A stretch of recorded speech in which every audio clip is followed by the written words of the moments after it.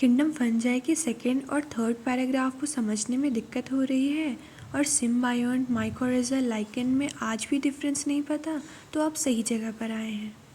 With the exception of yeast which are unicellular, fungus are filamentous. Yeast को छोड़कर बाकी सारे फंगस फिलामेंट यानी कि धागे की तरह होते हैं। Their bodies consist of long slender thread like structure called hyphae. Fungus की बॉडी को हाइफी कहते हैं जो धागे की तरह होता है। Network of hyphae is called mycelium. बहुत सारे हाइफी धागे की तरह को मिलाएंगे तो माइसीलियम बनेगा। Some hyphae are continuous tubes filled with multinucleate cytoplasm. These are called coenocytic hyphae. तो चलिए डायग्राम की मदद से हम इसे बेहतर समझ पाएंगे।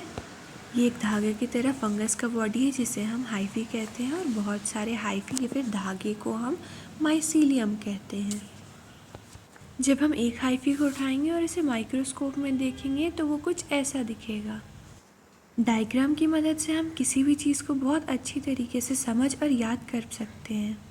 ट्यूब की तरह इनकी बॉडी होती है और इनके साइटोप्लाज्म में काफ़ी सारे छोटे छोटे न्यूक्लियस पाए जाते हैं। उस हाइफी जिसके साइटोप्लाज्म में बीच में कोई दीवार ना हो उसे हम कहते हैं सिनोसिटिक hyphae. Others have septa or cross walls in their hyphae। तो चलिए इसे भी डायग्राम से समझते हैं। हम बिल्कुल एक पहले की तरह हाइफी बनाएंगे, बस इसमें बीच में एक सेप्टा या फिर क्रॉस वॉल यानी कि एक दीवार की तरह बीच में प्रेजेंट होगा। मतलब एनसीईआरटी ये कहना चाहता है कि फंगस की बॉडी एक वैसी होती है जिसमें सिर्फ साइटोप्लाज्म और न्यूक्लियस हो और दूसरा जिसमें ये सब होने के बावजूद बीच में एक दीवार प्रेजेंट हो यानी कि सेप्टा।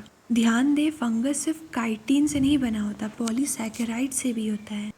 एनसीईआरटी के किसी पेज में सिर्फ काइटिन लिखा हुआ है तो अगर आप नीट दे रहे हैं तो ये लाइन आपके लिए बहुत इंपॉर्टेंट हो सकती है।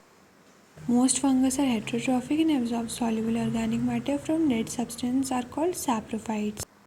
यहाँ लिखा है कि ज़्यादातर फंगस दूसरों पर डिपेंड करते हैं अपने खाने के लिए, डेट इज़ हेट्रोट्रॉफिक, और साथ ही साथ वो दूसरों यानी कि डेड सब्सटेंस पर डिपेंड करते हैं, इसलिए उन्हें सैप्रोफाइट्स कहते हैं। Those that depend on living plants and animals are called parasites। यानी कि वो फंगस जो जिंदा चीज़ यानी कि प्लांट हो चाहे एनिमल उन पे डिपेंड करते हो खाने के लिए, उन्हें पैरासाइट्स कहते हैं।